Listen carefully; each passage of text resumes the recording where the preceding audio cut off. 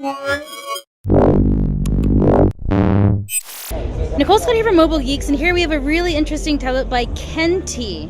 So this is the K97, and why we're so interested in this, it's a 9.7-inch tablet, the same display as what we're finding in the iPad 4.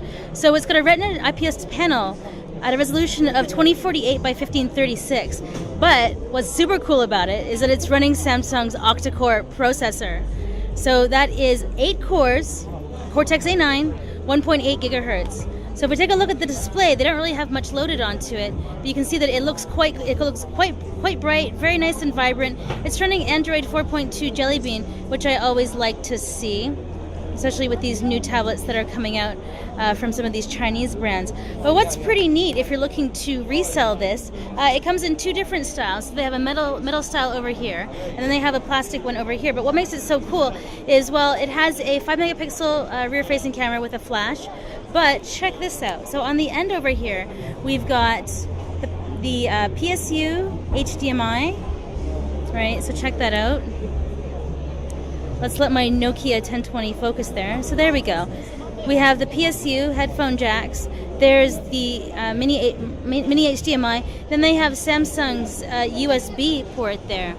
So let's just focus in on that. Yeah, so you see it's the same connector that we have with the Note 3. So a micro USB does fit in there, but it actually has that different connector that comes with the Note 3. And then over here, we have a little hatch for the SD card. But what's really cool is that this also has a 3G module. But let me just pull this out here. So you can actually slip this out, right? And then that's where we put in our 3G SIM card.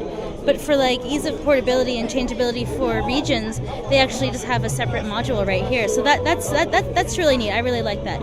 And then there's this cover you put on here just to slip that right there. But there isn't too much else loaded onto this tablet for me to check out for you. But it does have an 8,000 milliampere hour battery, which it is going to need with this IPS display.